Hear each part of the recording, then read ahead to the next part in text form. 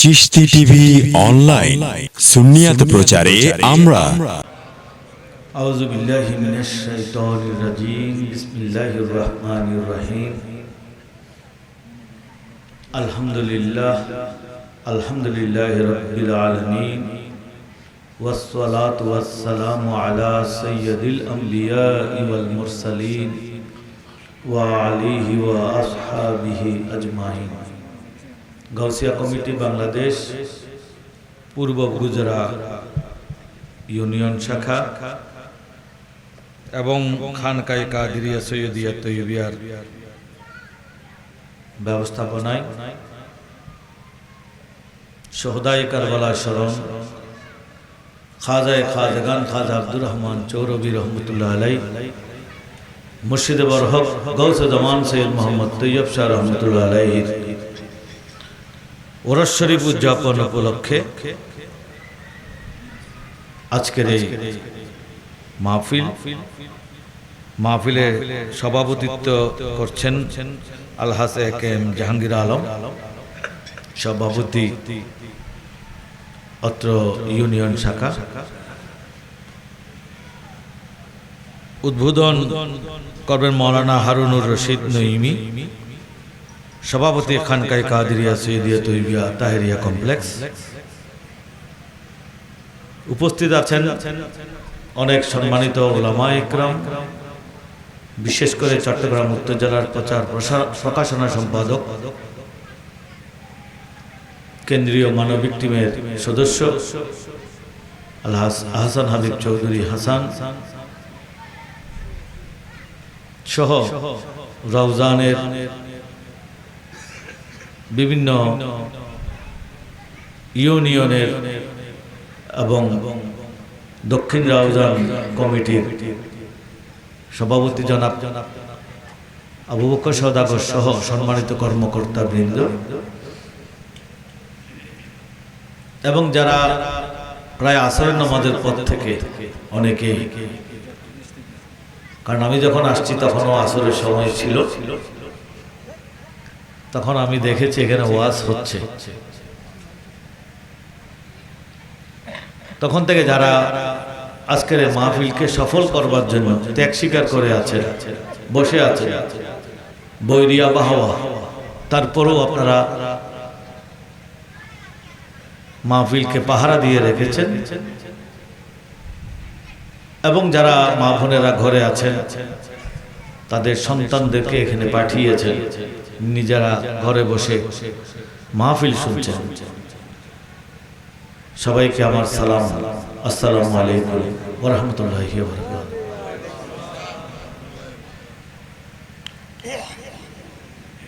বৃষ্টি যখন আসছিল তখন আমরা নোয়াপাড়ার আরো আগে থেকে মনে হয়, তখন ভাবছিলাম আসলে মাহফিল যদি বাইরে থাকে, আয়োজন যদি কমপ্লিট না থাকে তো প্রোগ্রাম নিয়ে তো সমস্যা। আলহামদুলিল্লাহ কোনো সমস্যা হয় নাই, আপনারা উপযুক্ত প্যান্ডেল বানিয়েছেন,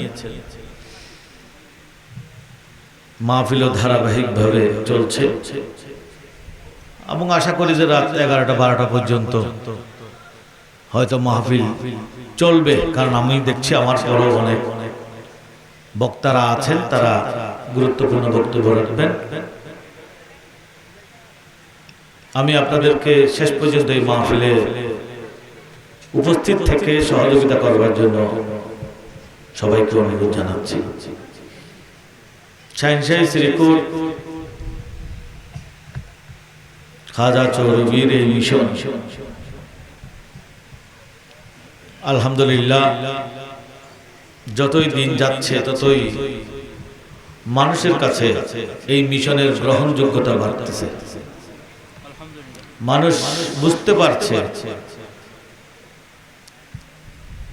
কেন একদিন খাজা চৌরবী রহমতুল্লাহ আলাইহি শ্রীকুটি রহমতুল্লাহ আলাইহিকে রেঙ্গুন পাঠিয়েছিলেন। কেন রেঙ্গুন পাঠালেন, কেন পাহাড়ে যেতে দিলেন না, কেন দুনিয়ার বুকে তৈয়ব শাহ হুজুর আগমনের জন্য দোয়া করেছিলেন। এগুলো গভীরভাবে চিন্তা করলে বোঝা যাবে খাজা চৌরবি রহমতুল্লাহ আলাই আসলে চট্টগ্রামের মানুষকে, বাংলাদেশের মানুষকে অনেক বেশি মহব্বত করেছে। যদিও বা জাহেরি ভাবে খাজা চৌরবি বাংলাদেশে আসেন নাই, কিন্তু আল্লাহর ওলির নজর লোহে মাহফুজ পর্যন্ত। তো বাংলাদেশ কি বাইরে আছে?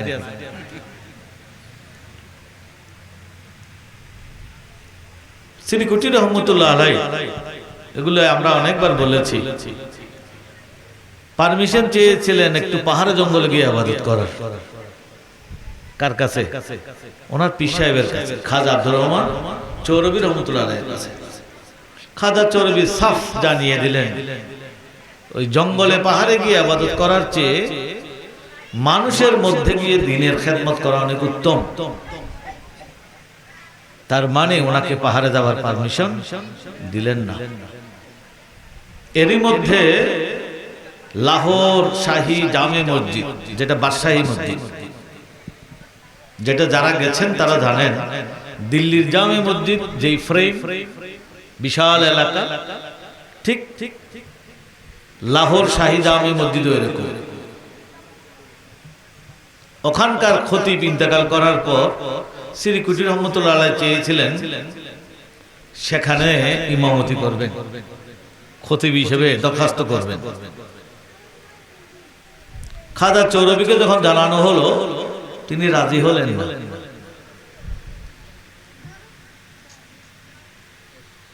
কেন রাজি হলেন না সেটা পরে জানিয়েছেন, কারণ যিনি ইন্তেকাল করেছেন তার একজন উপযুক্ত সন্তান আছেন। শ্রীকুটি রহমতুল্লাহ আলাইহি দরখাস্ত করলে ওই উপযুক্ত সন্তানের চাকরি হবে না, তাই তার হক বেশি। আর খাজা চৌরবি চান না শাহী শ্রীকুট লাহোরে থাকুক। ওনারা বললেন তুমি যখন ইমামতি করতে চাও তো রেঙ্গুন চলে যাও।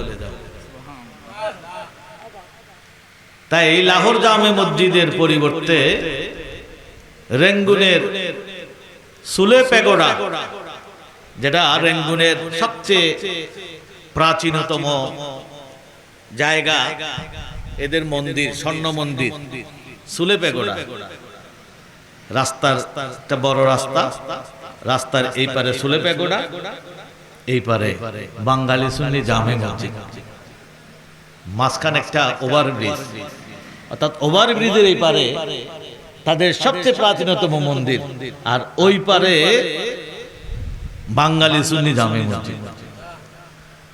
শাহী শ্রীকুট সেখানে ইমামতি, খেতাবত, খতিবের দায়িত্ব পালন করেছিলেন।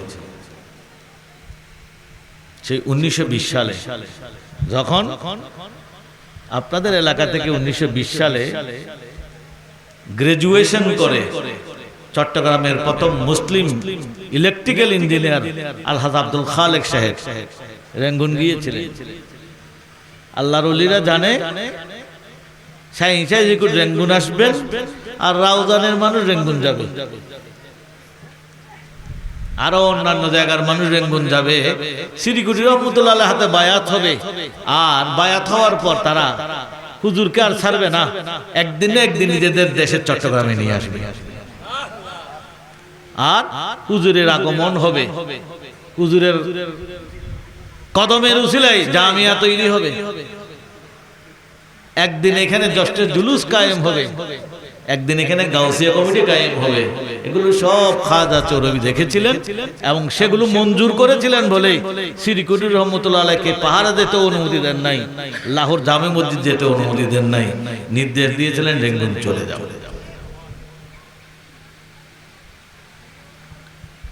দেখেন হুজুর গৌসুজ্জামান সৈয়দ মোহাম্মদ তৈয়ব শাহ রহমতুল্লাহ আলাইহি, ওনার বিষয়টা আমরা সবাই জানি। যেদূর আলোচনা হয়েছে সবার কানে কানে পৌঁছে গেছে, যারা খবর রাখে, যারা খবর রাখে না এদের কানে পৌঁছতে দেরি হয়। যে শ্রীকুটি রহমতুল্লাহ আলাইহিকে একদিন খাজা চৌরবি তার এই আঙ্গুল ধরে নিজের পিঠে ঘষে ঘষে বলতে লাগলেন, ইয়ে পাক চিজ তুমনে লে লো, আমার এই পাক জিনিসটা তুমি নিয়ে নাও। দেখেন এখানে কি কাজ, পিঠে কাজটা কি? মাশাআল্লাহ, কোরআন শরীফের রেফারেন্স দিয়েছেন কাজ এখানে। মোহরে নবুয়ত ওখানে ছিল, আর সন্তান তাকে বাপের পিঠে, ওখান থেকে বের হয়। গৌসুল আজম দস্তগীরের কাছে এক লোক গেছে, হুজুর আমার কোনো সন্তান নাই,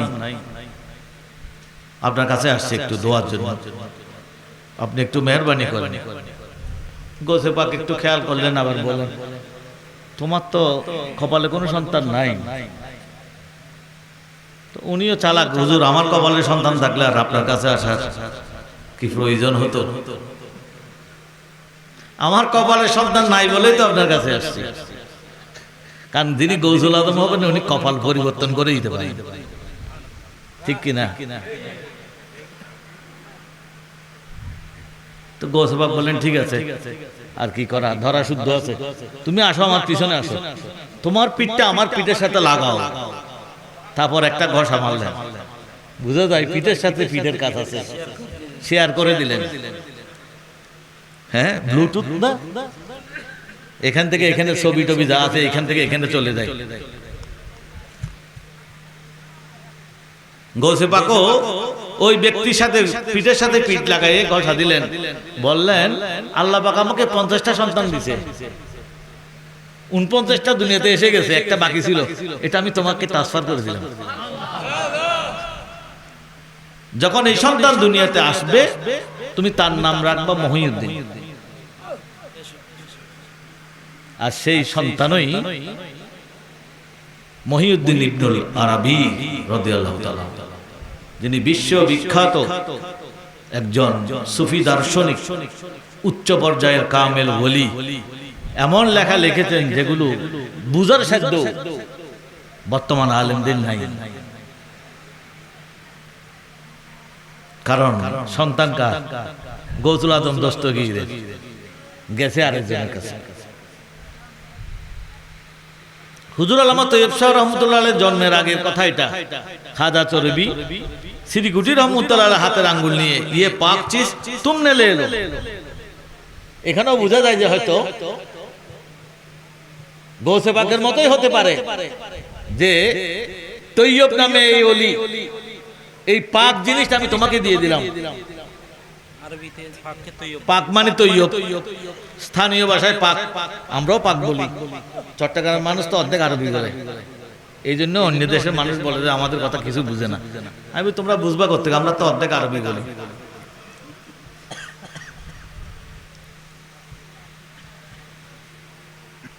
তো হুজুর কাবলা সৈয়দ মোহাম্মদ তৈয়ব শাহ রহমতুল্লাহ আলাইহির আগমনটাই একটা অলৌকিকতায় পরিপূর্ণ। এবং খাজা চরবি সেই দিনেই সিদ্দিকুটি রহমতুল্লাহ আলাইহিকে রেঙ্গুনের জন্য, আর হুজুর আল্লামা তৈয়ব শাহ রহমতুল্লাহ আলাইহিকে বাংলাদেশের জন্য মনোনীত করে দিয়েছেন। যে কারণে আজকে আমরা খাজা চরবির নিয়ামত ভোগ করতেছি।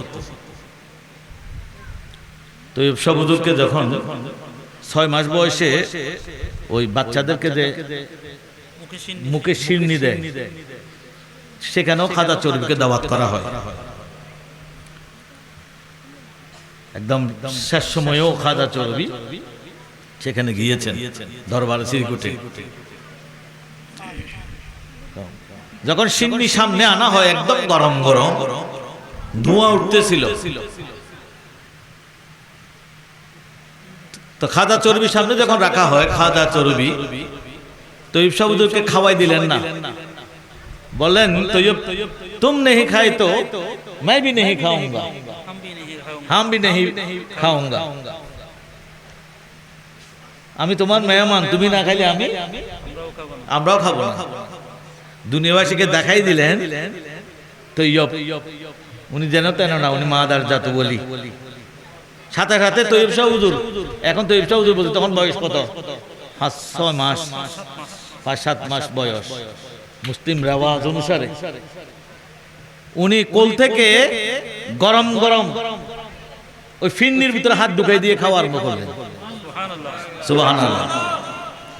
এটা দেখে অনেকেই যারা ছিলেন ওখানে আত্মীয় স্বজন ভয় পেয়ে গেছেন, না জানি বাচ্চার কি হয়ে গেছে, এত হয়তো আঙ্গুল গলে যাবে এরকম অবস্থা গরম। সবাই উ করে উঠলো, উ খাদা চলবে, হাসতেছেন, হুজুর কাবলাও খাচ্ছেন। সুবহানাল্লাহ।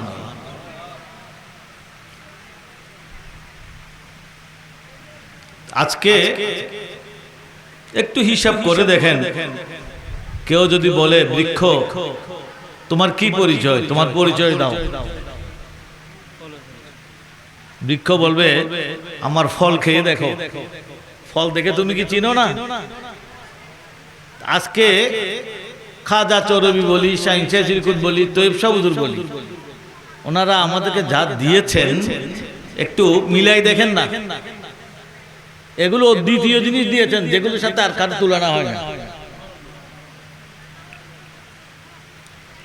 আপনি মজমুয়ে সালাত রাসূল খাজা চরবি, এটার সাথে পৃথিবীতে কোনো দ্বিতীয় দেখানোর সুযোগ আছে? এখন পর্যন্ত নাই।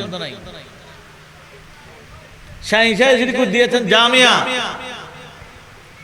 যে যত কিছুই বলুক, যতই কুস্তি ধরুক, আমাদের নবী শাহ হুজুর বলতেন কালুঘাট ব্রিজে আন্ডা মারলে কি লাভ হবে? কালুঘাট ব্রিজে আন্ডা মেরে কোনো লাভ নাই।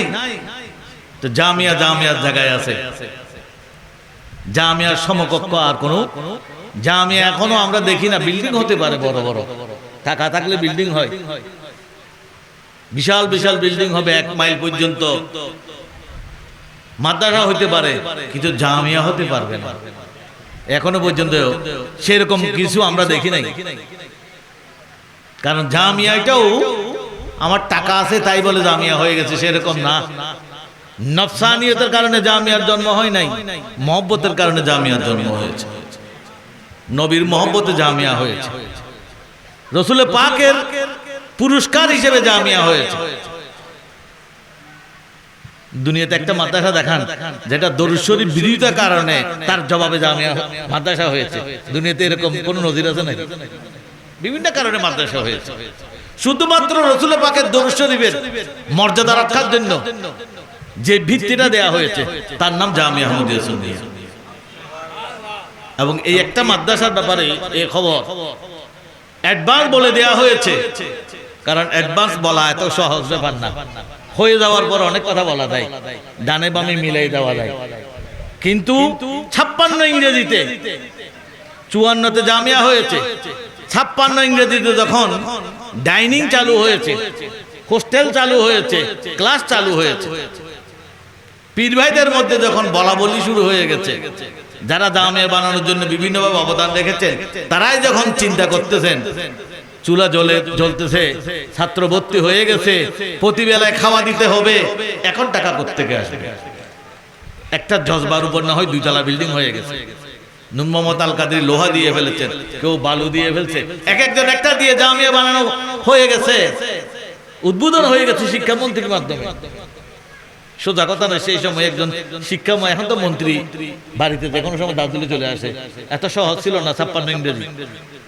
সেই সময় শিক্ষামন্ত্রীকে একটা কথা আছে, well begin is half done. জামিয়ার সবকিছু দেখেন আলাদা আলাদা হিসাব। সেই সময়ের কোনো মাদ্রাসা দেখাতে পারবেন না যেটা 2 তলা না 1 তলা বিল্ডিং হয়েছে। সব মাদ্রাসা মাটির ঘর না হয় বেড়ার ঘর, এরপরে যেগুলো হয়েছে, কিন্তু জামিয়া পাক্কা বিল্ডিং হয়েছে। এটার জন্য নূর মোহাম্মদ আল কাদের উপর হুজুর কাবলা খুশি হয়েছিল। কারণ যখন হুজুর জিজ্ঞেস করলেন মাদ্রাসা কেমন হবে, সবাই বলছে এরকম মাটি দিয়ে হোক, বেড়া দিয়ে হোক, কারণ কারো মাথায় আসতেছে না এটা, কারণ সেই জমানায় এটা কল্পনা করা এত সহজ না। 5 কানি জায়গা, এখানে একটা বড় মাদ্রাসা হবে, সেটা বিল্ডিং হবে, সেই যুগে কেউ চিন্তাই করে নাই। যখন হুজুর কাবলা জিজ্ঞেস করলেন কিরকম হলে ভালো হয়, এটার নাম পরামর্শ। পীর কি মুরিদের সাথে পরামর্শ করা লাগে? লাগে না। পীরের কি ক্ষমতা নাই যে? না, এখানেই আমাদের শিক্ষা, প্রত্যেক কাজ পরামর্শ করো, মশারা করো, মশারা সে খুশ বাত জিকির দে। এটা তো হুজুর বলতে। আমার আল্লাহ পরামর্শ করছে না? ও তোমাদের এমনিতে কোরআন শরীফের প্রত্যেক কাজ পরামর্শ ছাড়ে দাও। কারণ মানুষ একমত হয়েছে তখন ভুল হইতে পারে, কিন্তু নির্ভর করো আল্লাহর উপর। অনেক সময় আমরা ভুল সিদ্ধান্ত নিতে পারি, কিন্তু আল্লাহ পাক ওইটার উপরে রাজি। আল্লাহ পাক বলছেন ইন্নী জাইলুন ফিল আরদি খলিফা। ফেরেশতারা তোমরা কি বলো? আমি একটু আমার খলিফা পাঠাইতে চাই দুনিয়াতে, মানুষ বানাইতে চাই। কেন? আল্লাহ নির্দেশ দিলে কারো কোনো সাধ্য আছে নাকি উল্টাপাল্টা করা? আল্লাহ কেন পরামর্শ? আল্লাহ কি ক্ষমতা কম দেয়, বুদ্ধি লাগতেছে যে? না, আল্লাহ আমাদেরকে শিক্ষা দিলেন তোমরা এত কাবিল না, আমি কিছুর মহতাজ না। আমি যদি পরামর্শ করি তো তোমরা কারা যাদের কোনো পরামর্শের দরকার নাই? আমি যেটা বলি সেটাই হবে। কোন সংগঠনে গোলমাল লাগে কোত্থেকে জানেন? আমাকে একটু উপস্থাপনের সময় কে জানি বললেন দিক নির্দেশনা। এটাই হলো দিক নির্দেশনা, এটাই হলো দিক নির্দেশনা। প্রত্যেকটা কাজ পরামর্শের মাধ্যমে করতে হবে। পরামর্শ করলে আল্লাহ রাজি হয়ে যায়। তো যা হোক, যখন ভাইদের মধ্যে এটা নিয়ে কি মাদ্রাসা চলবে কেমনে, তো শ্রীকুটি রহমতুল্লাহ একদিন ডাকলেন। কারণ ভাই এরা কি পরামর্শ করতেছে, আমার হুজুর কাবলা বলেন তোমরা দুইজন যেখানে আছো সেখানে আমিও আছি। ওনারা তো সেই কামেল ওলি, ঠিক না? নাকি সন্দেহ আছে নাকি? হুজুর কাবলাকে একবার পরামর্শ দিলেন পীর ভাইয়েরা, হুজুর অমুক অমুক দরবারে, আমি দরবারের নাম বললাম না, বিভিন্ন দরবারের কথা বলা হয়েছে, যে বালাম বই আছে, বালাম বই, সেখানে যারা বায়াত হয় তাদের নাম ঠিকানা লেখা হয়। হুজুর আমাদের দরবারে যদি একটা বালাম বই বানাইলে কেমন হয়? তো হুজুর বললেন শ্রীকুটি রহমতুল্লাহ আলাইহি, আচ্ছা ইসরাফিল আলাইহিস সালাম যখন সিংহায় ফু দিবে, যখন কিয়ামত কায়েম হবে, তখন পাহাড় তুলার মতো উঠবে, বিল্ডিং বিল্ডিং কিছু থাকবে না।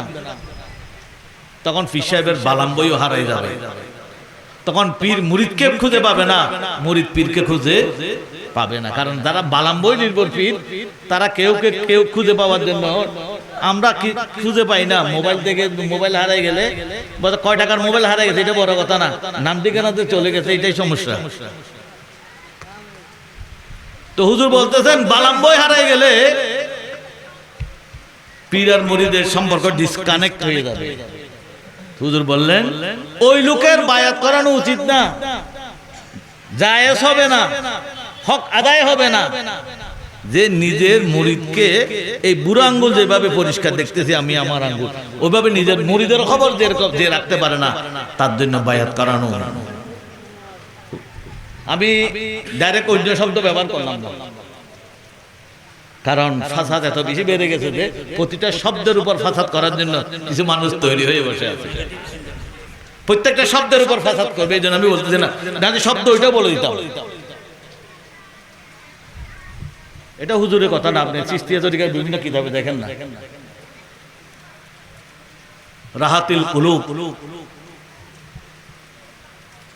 রাহাতুল মুহিব্বিন, এই জাতীয় অনেক এর মধ্যে আছে। তারপর আপনার এই দাতাগঞ্জে বক্স রহমতুল্লাহ আলাইহির কিতাব কাশফুল মাহজুব, পরিষ্কার যে মুরিদের খবর রাখতে পারে না, মুরিদকে পরিচালনা করার ক্ষমতা যার নাই, তার জন্য বায়াত করানো হারাম। এগুলো গরিব নওয়াজের সিলসিলার কিতাবের কথা। তো যা হোক, আলহামদুলিল্লাহ, ঠিক ওই জায়গায় আমরা এমন পীর পেয়েছি যারা মুরিদের খবর রাখেন। শ্রীকুটি রহমতুল্লাহ বলতেছেন তোমাদের কাছে রেডিও আছে, সেই জমানায় তো আর মোবাইল ছিল না, কি ছিল? শ্রীকুটি রহমতুল্লাহ আলাইহি শেষ পর্যন্ত রেডিও ছিল, টেলিভিশনও। এই জন্য হুজুর বলতে তোমারা পাস रेडियो है, आपको खबर बताते हैं। नाचिस के पास भी एक छोटा सा रेडियो है, वह मुझे खबर बताते हैं। আমার কাছে একটা রেডিও আছে যেটা আমাকে সব খবর বলে দেয়। শুনো, আমার সাথে মদিনাওয়ালার সব কথাবার্তা হয়ে গেছে, জামিয়া কেমনে চলবে সেটা নিয়ে তোমাদের এত ভয় পাওয়ার কারণ নাই। কারণ মদিনাওয়ালা আমাকে বলে দিয়েছেন কিয়ামত পর্যন্ত যা লাগবে সব মদিনা শরীফ থেকে পাঠিয়ে দেওয়া হবে। জামিয়ার জন্য যা লাগবে সব মদিনা শরীফ থেকে পাঠিয়ে দেওয়া। আমি 54 ইংরেজির একটা ডায়েরি আমার কাছে আছে, এর চেয়েও ছোট, তৎকালীন যে সিআইয়ের কালির কলম ওগুলি ব্যবহার করা হয়েছে, উঠে গেছে লেখা প্রায়, তার মধ্যে কিছু কিছু জিনিস দেখা যাচ্ছে। আমি সেখানে দেখতেছি হুজুর কেবলার কথা লিখে রাখছেন এক পীর ভাই ফারুক সাহেব। হুজুর শ্রীকুটি রহমতুল্লাহ বলতেছেন, মেরে কান মে ये आवाज आते हैं,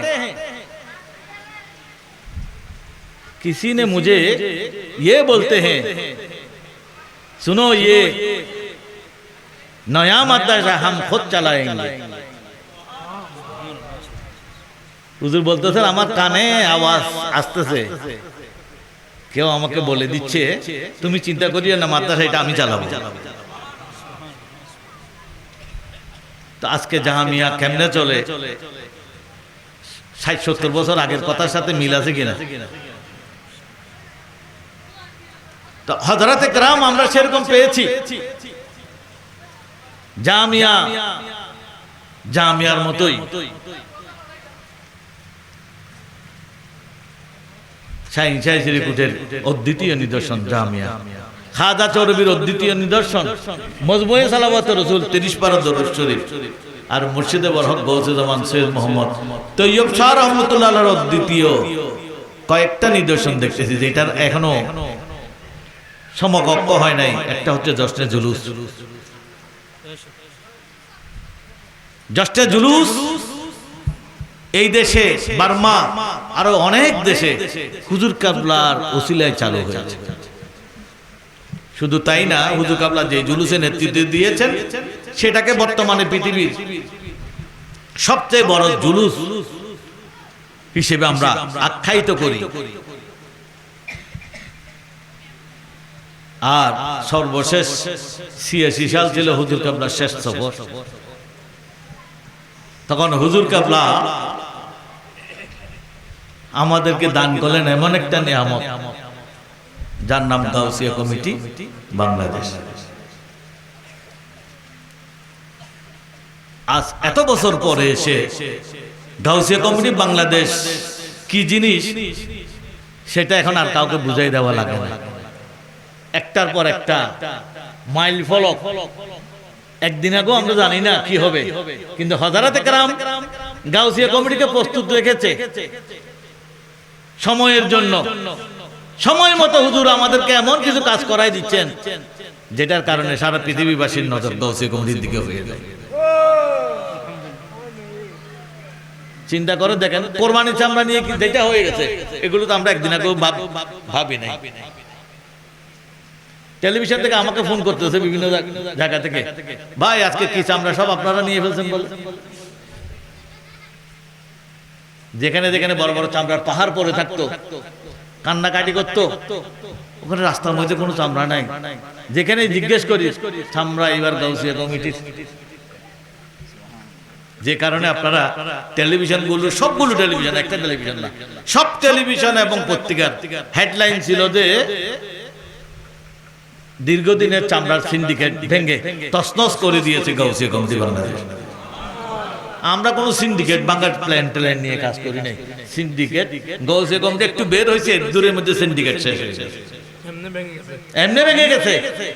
সিন্ডিকেট ভাঙার শব্দ এটা এরা বলছে যে, তখন আমরাও হিসেব করে দেখলাম যে হ্যাঁ আমরাও তো জানিও না যে আমরা সিন্ডিকেট ভেঙে দিয়েছি।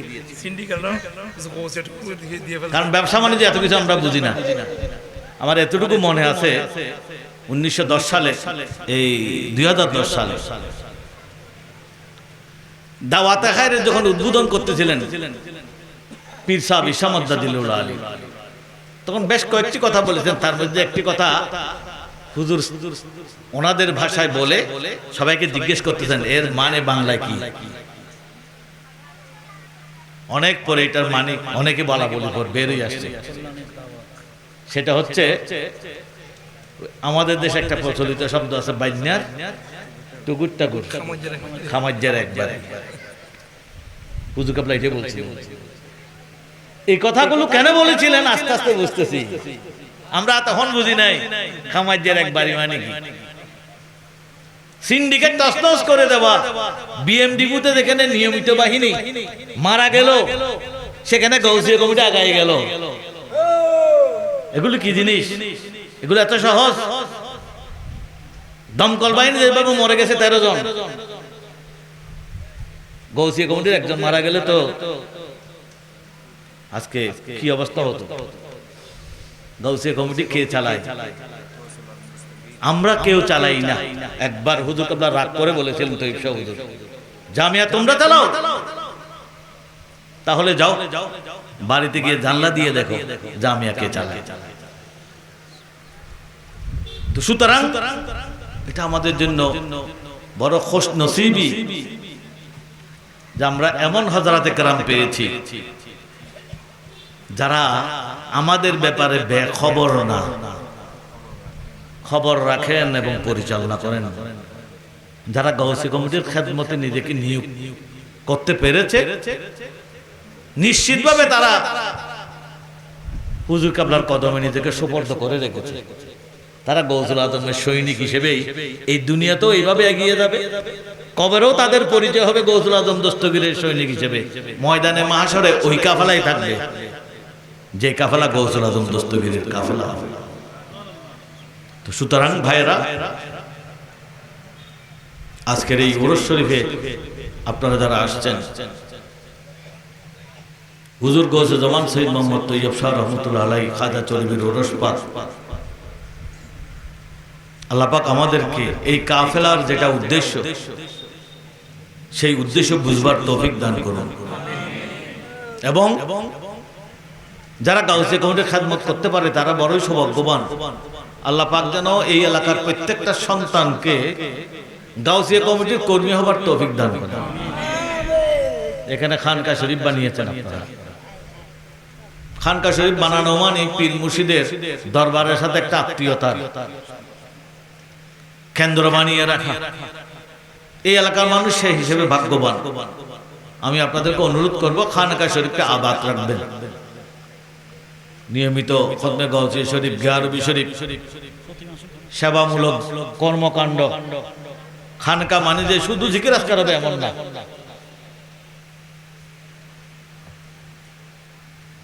দেখা যায় যে এই নিজামউদ্দিন মাহবুব ইলাহি গরিব নওয়াজের পর থেকে এই ভারতবর্ষে যে সমস্ত খানকা হয়েছে, ওই খানকাগুলোতে এক সময় লেখাপড়া হতো, তাফসীরে কাশফ পড়ানো হতো এবং বড় বড় কিতাব পড়ানো হতো। তার মানে খানকা শরীফে এক সময় চিকিৎসা দেওয়া হতো। হেকিমরা তৎকালীন সময়ের যে চিকিৎসা ব্যবস্থা ছিল, খানকা শরীফ বর্তমানে গাউসিয়া কমিটি প্রমাণ করেছে গাউসিয়া কমিটির কাজ মানে শুধু খতমে গাউসিয়া না। আমার খেয়াল আছে 1996, 95, 94 তখন আমি সাংগঠনিক সম্পাদকের দায়িত্ব গ্রহণ করি। চিন্তা করলাম এটাকে একটু সাজানো দরকার। যেখানে গেছি কাজ সম্পর্কে জিজ্ঞেস করলে বলে যে আমরা খতমে গাউসিয়া পড়ি। তার মানে এক সময় শুধু খতমে গাউসিয়া পড়া এটাকে গাউসিয়া কমিটি মনে করেছে আমাদের মুরব্বিরা। যদি বা তারাই আমাদেরকে আমাদের জন্য এই গাউসিয়া কমিটি তৈরি করে রেখেছিলেন। কিন্তু আজকে কি বোঝা যায়? আজকে শেখ সাদির ওই কথাটাই প্রমাণিত হয়ে গেছে। তরিকত বজুজ খেদমতে খলকে নিস, না তসবি না সাজ্জাদা ওয়া দলকে নিস। শুধু আবাক আবা জুব্বা তসবি এগুলি না, সত্যিকার অর্থে তরিকত মানে সৃষ্টির সেবা করা, মানুষের খেদমত করা। যদিও বা সৃষ্টি শব্দটা অনেক ব্যাপক। সৃষ্টির ভিতরে শিয়াল কুকুরও আছে, গরু ছাগলও আছে। এদের প্রতি কি কর্তব্য? গরুর প্রতি কি গরু করবে না মানুষে করবে? আল্লাহ পাক মানুষকে সৃষ্টির সেরা বানিয়েছে কেন? যাতে অন্য সৃষ্টিগুলোর দেখভাল তারা করতে পারে। ইন্নী জাইলুন ফিল আরদে খলিফার অর্থ সেটাই। হযরত ওমর ফারুক রাদিয়াল্লাহু তাআলা আনহু এই জন্যই তো বলেছিলেন, ফোরাত নদীর ওই পারে যদি একটা কুকুর না খেয়ে মরে, কাল হাসরের ময়দানে আমি ওমরকে জবাবদিহি করতে হবে। সুতরাং ইসলাম আর কোথায় মানবাধিকার? যখন সারা পৃথিবী মানবাধিকার নিয়ে চিন্তা করে মাত্র 1948 সালে, আজ থেকে কয় বছর আগে, 70-75 বছর আগে, 80 বছর আগে সারা পৃথিবীর মানুষ একত্রিত হয়ে মানবাধিকার সনদ ঘোষণা করেছে, মানবাধিকার নিয়ে চিন্তা করতেছে, অর্থাৎ মানবাধিকার প্রতিষ্ঠা করতে পারে নাই। আর তখন তার চেয়ে 1300-1350 বছর আগে ওমর ফারুক রাদিয়াল্লাহু তাআলা বলতেছেন, কুকুর যদি না খেয়ে মরে তার জন্য আমাকে জবাবদিহি করতে হবে। তার মানে কি, সত্যিকারে যারা খলিফা হবে আল্লাহ, তাদের জিম্মাদারি শুধু মানুষের উপর না, সমগ্র সৃষ্টির উপর। তারা তাদেরকে শাসনও করবে, তাদের লালন পালনও করবে, রুবুবিয়তের যে দায়িত্ব। তো গাউসিয়া কমিটি বাংলাদেশ আস্তে আস্তে ধীরে ধীরে সেই দায়িত্ব পালন করতে যাচ্ছে। আচ্ছা, রাস্তাঘাট বানানো এটা কার কাজ? এটা মেম্বার চেয়ারম্যানের কাজ। কিন্তু বিভিন্ন জায়গায় দেখবেন আমাদের কাছে ভিডিও আসতেছে, গাউসিয়া কমিটির বাইরে রাস্তা মেরামত করতেছে, মেম্বার চেয়ারম্যানের জন্য আর অপেক্ষা করতেছে না। বোয়ালখালীর এসিলেন ফেসবুকে লেখলেন, আমি সেই দিন অমুক জায়গায় গেলাম, দেখলাম কিছু যুবক খুব উৎসাহ নিয়ে একটা রাস্তা মেরামত করে ফেলতেছে পুরা। আমি জিজ্ঞেস করলাম, এরা কারা? এতগুলো ছেলে পেলে, দেখতে সব শিক্ষিত, কোনো শ্রমিক না। তখন বলল, এরা গাউসিয়া কমিটি। এটা 2020 সালে একদম করোনার সময়। আমি আর চেয়ারম্যান সাহেব একটা রাস্তা উদ্বোধন করতে গেছি, পিচ ঢালাই করা, কি ঢালাই, ওই যে কংক্রিট ঢালাই। কে করেছে? গাউসিয়া কমিটি বাংলাদেশ। পুরো একটা রাস্তা নিজেদের শ্রম টাকা দিয়ে। তো ইনশাআল্লাহ এরকম একটা সংগঠন দুনিয়ার বুকে থাকলে সব মানুষের উপকার হবে। আমাদের কর্মসূচি কি? যেটা সামনে পড়ে সেটাই আমাদের কর্মসূচি। এখন যেটা করার দরকার মনে করবে সেটাই আমাদের কর্মসূচি। কর্মসূচি লেখে লেখে কর্মসূচি পালন হয় না, তৈরি থাকতে হবে। সিদ্দিক আকবর যেভাবে তৈরি ছিলেন, যেদিন শুনেছিলেন সরকার দু আলম সাল্লাল্লাহু আলাইহি ওয়াসাল্লাম যখন ইশারা দিলেন হিজরতের সময়, ইয়া রাসূলুল্লাহ আমি কি যেতে পারবো? তুমিও যাইতে পারো আমার সাথে। এই এদ্দুরের মধ্যে সিদ্দিক আকবর রাদিয়াল্লাহু তাআলা আনহু এমন তৈরি হয়ে গেছিলেন, যাওয়ার সমস্ত প্রস্তুতি আর ইন্তজার, দরজার মধ্যে দাঁড়ায় আছেন, কখন নবী ডাক দিবেন, দুইবার যেন ডাকতে না হয়, সাথে সাথে যেন রওনা হতে পারে। সেদিন থেকে আর ঘুমান নাই, দরজায় দাঁড়ায় আছেন, এটাকে বলা হয় প্রস্তুতি। সুতরাং গাউসিয়া কমিটির ভাইরা প্রস্তুত থাকবেন সব সময়ের জন্য। চেয়ারম্যান সাহেব আমাকে যে নির্দেশ দিতে হবে এমন না, যে কাজ করা বিবেকে বলবে করা উচিত, সেই কাজ করবার জন্য পারমিশন লাগবে না, সেটা করে ফেলবো। যে কাজ করলে মানুষের উপকার হয়, বিপদগ্রস্ত মানুষ মুক্তি লাভ করার সুযোগ আছে, সেই কাজ দেখার সাথে সাথে করে ফেলেন। এটা গাউসিয়া কমিটির কর্মসূচি। যা হোক, অনেক দেরি হয়ে গেছে। আল্লাহ পাক আমাদেরকে যতক্ষণ নিঃশ্বাস আছে ততক্ষণ গাউসিয়া কমিটি করবার তৌফিক দান করুন। নামকে বাস্তে কমিটি, আমি কমিটি সভাপতি, তার মানে তো আমি কমিটি করি সেটা নাকি? সভাপতি, সেক্রেটারি, এগুলো কি পদ? এগুলোর দিকে তাকাবেন না, মাথায় রাখবেন যে আমি খেদমত করতে চাই। শাহিন সাহেব যে খেদমত চেয়েছিলেন, ওনার কোনো পদ ছিল না, উনি লাকড়ি কাঁধে নিয়ে পীরের দরবারে সাপ্লাই করেছেন। কাজ যে করতে চাইবে তার জন্য উন্মুক্ত সব কাজ। আল্লাহ পাক আমাদেরকে কাজ করবার তৌফিক দান করুন। আসসালামু আলাইকুম ওয়া রাহমাতুল্লাহ।